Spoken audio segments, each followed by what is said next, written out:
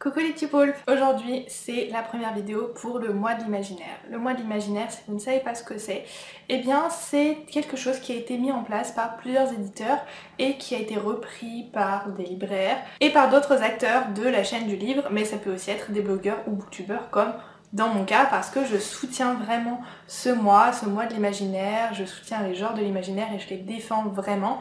Je lis vraiment pratiquement plus que de ça maintenant, que ça soit de la science-fiction, de la fantasy ou du fantastique ou les sous-genres associés, c'est vraiment une grosse partie de ma bibliothèque maintenant et c'est pour ça que je voulais absolument participer à ce mois de l'imaginaire à ma façon et à mon petit niveau de booktubeuse. En gros, l'objectif de ce mois de l'imaginaire, c'est vraiment de montrer que la science-fiction, la fantasy, le fantastique et leurs sous-genres ne sont pas une sous-littérature comme on peut l'entendre parfois, que c'est vraiment quelque chose qui a été mis en place en France, que c'est quelque chose maintenant qui est bien ancré dans le paysage littéraire et éditorial français, qu'il y a des auteurs français de ces genres qui valent la peine d'être connus, d'être plus connus, d'être reconnus également. Et vraiment, aujourd'hui, cette vidéo a pour but un petit peu de vous faire découvrir deux auteurs qui m'ont extrêmement plu dans ces genres-là. Je vais tout d'abord commencer par Emmanuel Cantin. Avant d'être auteur, il est bibliothécaire dans la région de Montpellier et il est vraiment passionné de lecture, même s'il est arrivé très tard à la lecture grâce à sa sœur et au Haut de Hurlevent. Apparemment, c'est assez drôle quand on sait que c'est grâce au Haut de Hurlevent que je me suis remise à la lecture moi aussi. Ça ne sert à rien d'en dire plus sur lui, le principal est là. Il faut tout de même savoir qu'Emmanuel Cantin a écrit 2 livres à ce jour, tous deux publiés aux éditions Mu Édition, qui a récemment changé de nom, anciennement Le Peuple de Mu, Dormeur et Où s'imposent les silences, qui sont tous les deux des récits un petit peu ovni qui mélangent les genres, entre deux genres. On sait pas vraiment où placer ces textes en fait. D'abord je vais vous parler de Dormeur.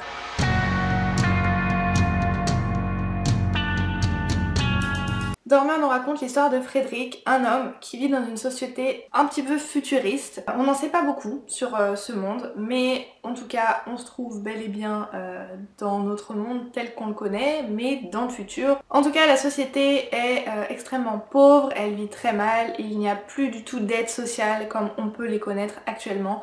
Et Frédéric est devenu un dormeur car les gens ont perdu leur capacité à rêver, à s'évader de leur quotidien. C'est pour ça qu'une société a vu le jour pour permettre à certaines personnes en particulier d'extraire leurs rêves, d'ensuite les modéliser un petit peu pour les rendre vraiment parfaits, puis les commercialiser, les vendre aux personnes qui souhaitent rêver à leur tour à des rêves en particulier. Donc ça peut être...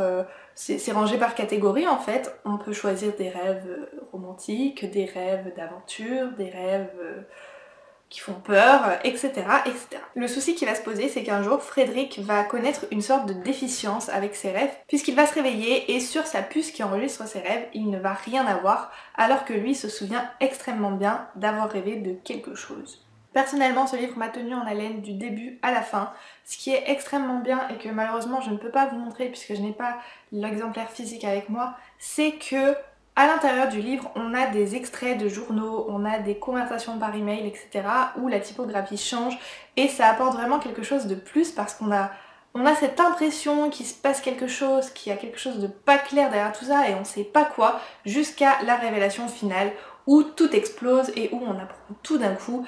Et cette fin est juste magistrale. Beaucoup de gens ont reproché que cette fin était un peu rapide, mais après avoir discuté avec l'auteur, pour moi, elle est tout simplement parfaite. Et tout simplement, on vit exactement ce que Frédéric, le personnage principal, vit, c'est-à-dire que on connaît ses doutes, on ne sait pas ce qui se passe, lui aussi doute, le lecteur en même temps apprend les choses, et vraiment à la fin, eh bien, on est sur le cul comme ça, et comme Frédéric au final, donc voilà.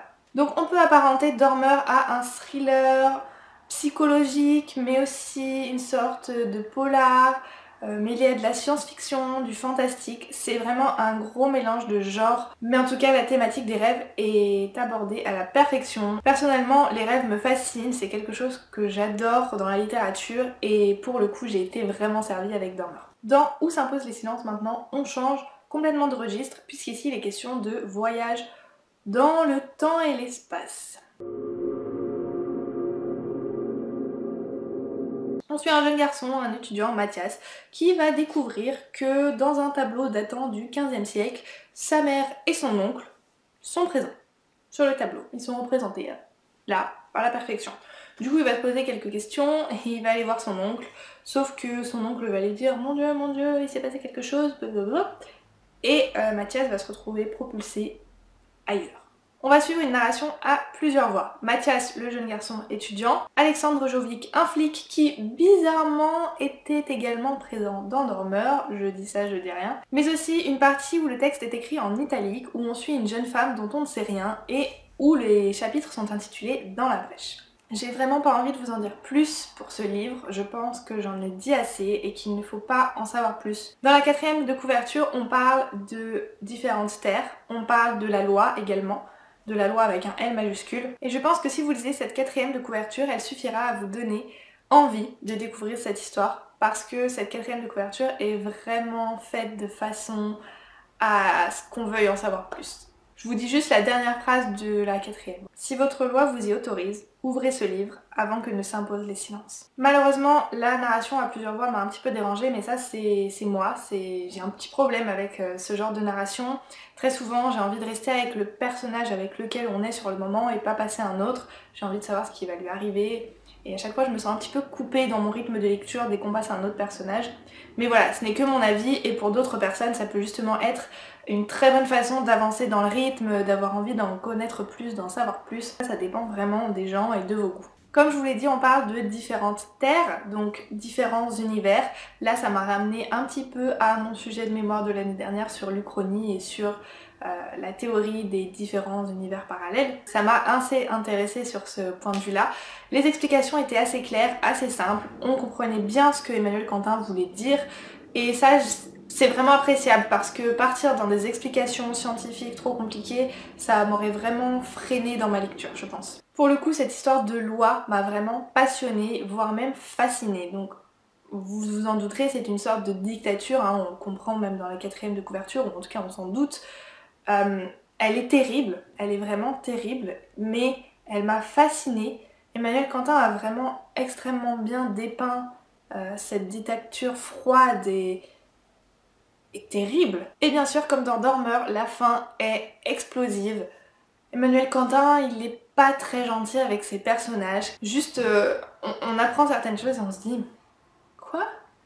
Mais mon pauvre petit cœur vient de se briser en 1000 morceaux, c'est terrible, c'est horrible, pourquoi ? Où s'impose les silences ne fait que 230 pages et en 230 pages on arrive à s'attacher aux personnages. Je m'en étais pas rendu compte jusqu'à cette fin justement où je me suis dit mais non, mais pourquoi ? Mais c'est triste. Petit point négatif, j'aurais aimé en apprendre encore plus sur ces terres différentes. On parle à un moment d'un univers qui se déroule en 1400 et quelques. Et j'aurais tellement aimé que les personnages se rendent sur cette terre de 1400, qu'on voit un petit peu leur réaction. Et ça, vraiment, je trouve que ça manquait un petit peu. Donc j'espère qu'il y aura des petits ajouts par la suite. On espère.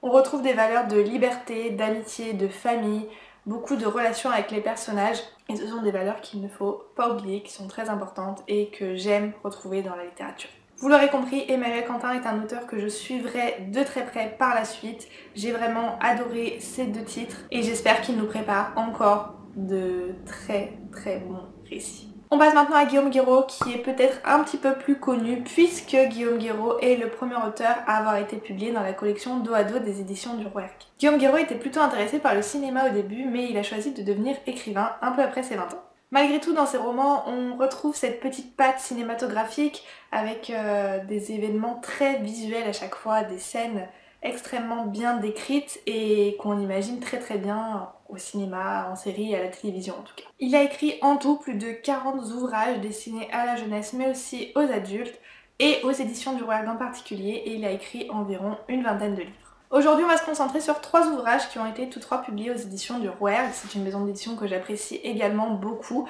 et Guillaume Guiraud est un auteur qui est assez fascinant encore une fois et comme c'est bientôt Halloween, j'en profite pour vous présenter cet auteur dans ce cadre-là aussi. Je vais quand même vous parler d'un livre de Guillaume Guéraud que j'ai lu, mais qui ne fait pas partie de la science-fiction, la fantasy ou le fantastique. Mais bon, comme je parle de Guillaume Guéraud, autant en profiter également. Il s'agit de Anka, où ici on va suivre Marco, un jeune collégien, qui va se retrouver face à des policiers un jour. Ces policiers vont lui apprendre que sa mère est morte. Sauf que 5 minutes après, sa mère revient. Elle passe la porte de chez eux tout à fait normalement. Donc non, ce n'est pas fantastique, elle n'est pas un fantôme ou quoi que ce soit, c'est tout simplement une erreur administrative. Marco va essayer d'en savoir plus sur cette jeune femme, Anka, qui est morte, qui n'a pas de famille apparemment, et pour qui personne n'est revenu réclamer quoi que ce soit. Donc ce livre est extrêmement court, il fait à peine 100 pages. On est plongé dans Marseille, dans les cités marseillaises, avec Marco, ce jeune garçon qui est un peu perdu, qui en a marre du collège, qui sait pas ce qu'il veut faire plus tard, et qui essaye d'en savoir plus sur cette jeune femme, Anka. Voilà, je vais m'arrêter là parce que c'est extrêmement court et que je saurais pas quoi vous dire de plus. Je vous ai vraiment fait le résumé de ce livre. C'est vraiment une petite histoire courte, un morceau de vie dans la vie de Marco. C'est un livre que j'ai apprécié parce qu'il se lisait très rapidement, mais ça n'a pas non plus été transcendant du tout, très loin de là. Et donc on va passer à 2 autres livres de Guillaume Guéraud qui là pour le coup voilà, j'ai trouvé ça génial, génial, génial. On reste à Marseille avec plus de morts que de vivants, mais ici on n'est pas du tout dans Marseille puisqu'on est dans un collège, le collège Rosa Parks, et on est dans un huis clos.